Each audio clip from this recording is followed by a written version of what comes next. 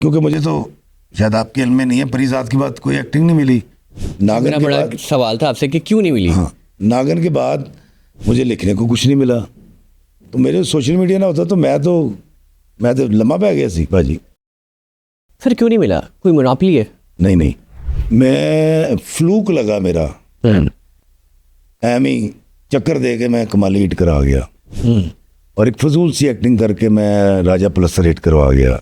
आता उता कुछ नहीं था मुझे, मैं फिर गुल्लू बादशाह भी हिट करवा गया। फिर वो जो था क्या कहते हैं, बाबा रांझा, दिल ना उम्मीद तो नहीं का पागल आदमी, वो मैं ना चक्कर दे के धोखा दे के हिट करा गया, और धोखे दे के मैंने नागन लिख दिया। टैलेंट कोई नहीं है मेरे पास, चक्कर दे के यहाँ तक टैलेंट पहुंचा तो है, तो पूरी दुनिया में कमाली मशहूर हुआ नहीं ना। है। देखिए सर, मुझे बताया अगर वो इतना हिट काम था, नागन अगर इतना हिट था, तो मैं सोशल मीडिया से पैसे क्यों कमा रहा हूँ? सर ये बदकिस्मती भी हमारी इंडस्ट्री की हुई। नहीं, मैं सब स्टैंडर्ड एक्टर, मैं सब स्टैंडर्ड राइटर, इसलिए मुझे काम नहीं मिला। अच्छा, मैंने यहाँ से बच्चे पाले यार, मैं कैसे इनको बुरा कहूँ?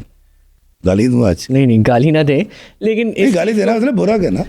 इस चीज़ को मानना तो पड़ेगा कि मतलब आपने जो करेक्टर किया ना सिर्फ पाकिस्तान में, सर पूरी दुनिया में मशहूर हुआ था कमाली का करेक्टर। और आपको सड़क पे भी जाते हुए आपको कहते भी होंगे लोग, आज तक कहते होंगे। ड्रामा भी कितने साल हो गए? 2-3 साल तो हो गए इस ड्रामे को भी, 4 साल हो गए।